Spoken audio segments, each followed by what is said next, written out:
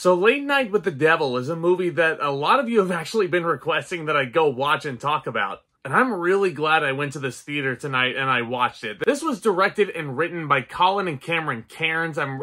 God, I really hope I'm not butchering that last name. But it stars Dastmalchian, who plays the Polka Dot Man from the Suicide Squad. He's really proving himself to be quite the versatile actor. And a role like this is huge proof of that. He's playing Jack Delroy, a late night talk show host. And this guy's ratings are absolutely in the slumps, and he's never been able to truly beat Johnny Carson. So he centers a very special Halloween-themed episode where he invites a purportedly possessed girl onto the program in an attempt to boost the ratings. And dare I mention this is set in 1977? And dare I mention this is a found footage film documentary hybrid? Not so much documentary, like it's only about the first 5 minutes or so where it kind of gives you a whole overlay on this guy's background, the emotional story beats, what this guy's been up to. Because after that, this movie is presented to you completely like you're watching a late night talk show broadcast. And it really does feel like something that was made back in the 1970s. Right down to the grainy 4:3 aspect ratio cinematography.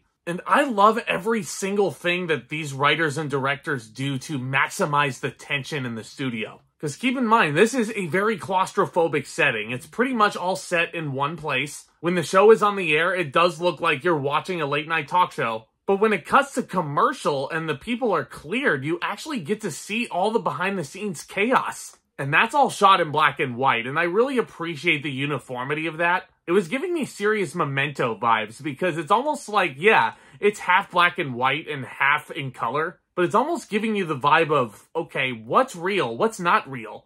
Was I watching that in a trance? And I love movies where I can just sit there and ponder my thoughts about it. I love movies where I can just sit there and think about it on the drive home.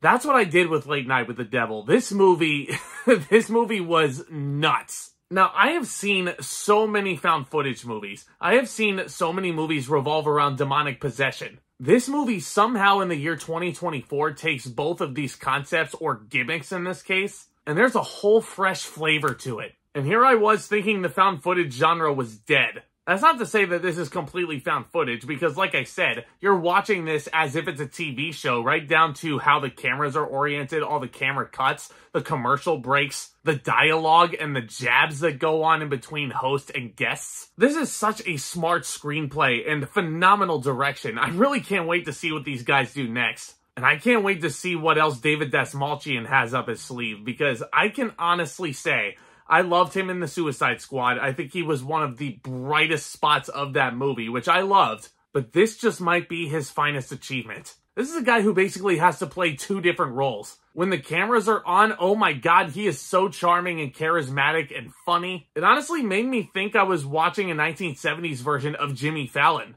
I don't know if Dastmalchian was taking notes from Fallon or what, but I was getting that vibe from him. But then when the cameras are off, this is a very troubled and disturbed individual. Not disturbed in the sense like, oh my god, he's gonna go nuts on set if something goes wrong. But he's very much the straight man in this whole situation. And he's just coming to grips with trauma of his past that I dare not give away here. But I think Dastmalchian masters every single beat of this character. I can't wait to see what he does next. I think all these characters are so well realized here. You have the medium who comes in, who's like the flamboyant, like, oh, he feels like a talk show guest where he's looking out into the crowd and he's like, you're related to someone named Timothy? Tammy?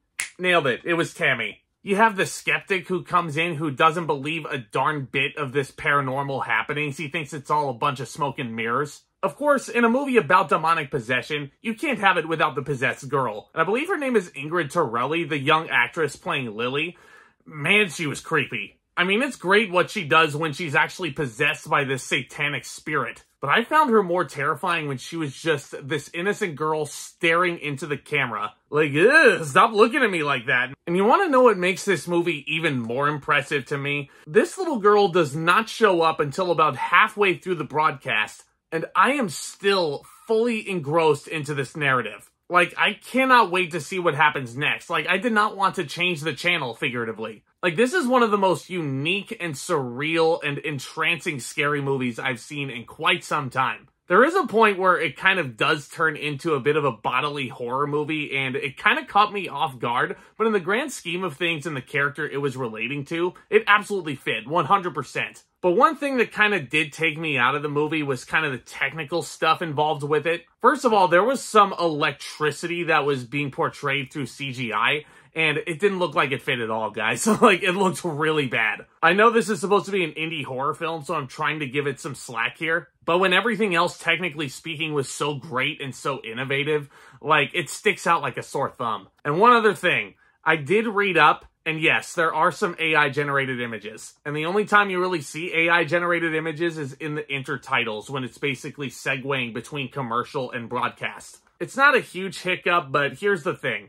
I am fully in support of all of the human artists out there. I am so against any company using AI in terms of any sort of entertainment. But part of me finds it super hypocritical that a small horror movie like this is spending a bunch of money to use like just a few AI images. Like, I don't get that. But I'm not going to let those couple small things take away my enjoyment of Late Night with the Devil. I was so hyper-focused on this story. I just couldn't take my eyes off of it. I couldn't turn the TV off in this case. David Dastmalchian continues to prove why he's one of the most versatile performers out there right now. And I can't wait to see what these directors do next. I'm going to give Late Night with the Devil an A. An excellent surreal psychological horror movie. Not one jump scare to be found. It's not that difficult, horror movie filmmakers. Don't rely on jump scares so much. In case you haven't guessed, despite the AI-generated images, which still piss me off, I highly recommend checking out Late Night with the Devil. It actually comes out on Shudder this weekend. Yeah, it's one of the few good movies that Shudder has available for you, so take advantage of it. Let me know what you thought if you saw this movie down in the comments. Did this inspire you guys to go check it out? I love discussing all new things in the cinematic world. If you guys are looking to join a great community of geeks, film lovers, and entertainment lovers alike, then you've come to the right place. Do consider becoming a subscriber. Tap on that thumbs up if you enjoyed what you saw today. And stay tuned for more videos very soon, guys. Y'all are the best. Thank you again for tuning in and supporting this channel. With all that being said, back talk commence.